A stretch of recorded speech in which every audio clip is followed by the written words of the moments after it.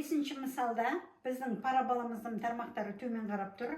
Демек, біздің А парабола төбеміздің координатасы -1-де 5, қосымша нүктенің координатасы 0-де 2. Мына жерде М саны бізде -1-ге тең, N саны 5-ге тең, X-тің мәні 0-ге тең, Y-тің мәні 2-ге тең. Біздің мақсатымыз осы 4 санды пайдаланып, А-ның мәнін табу. Енді А саны теріс мәнді болады, демек 0-ден кіші болады. Парабола тармақтары төмен қарап тұр. Y тең А қалады. X -1-ді біз қосу 1 деп аламыз, квадраттаймыз, қосамыз 5-ті. X-тің орнына 0-ді, Y-тің орнына 2-ні қоямыз.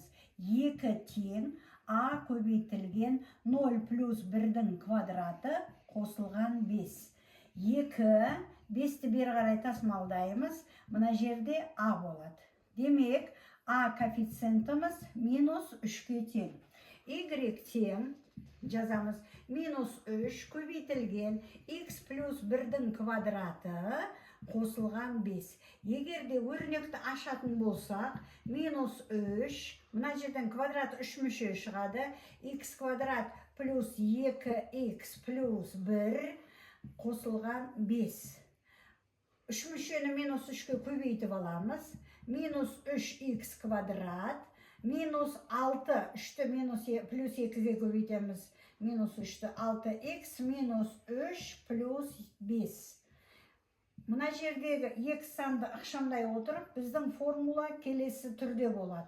-3x квадрат минус 6x плюс 2.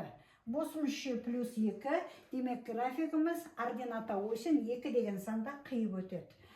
6-шы мысалды мұқият қараңыздар. Дәл осы есеп, бірақ симметрия осі 1-4 ширектіктен өтіп отыр. Дискриминант бұл жерде 0-ден кіші. Формуласын өз беттеріңізше тауып, комментарийға жаза кетіңіздер.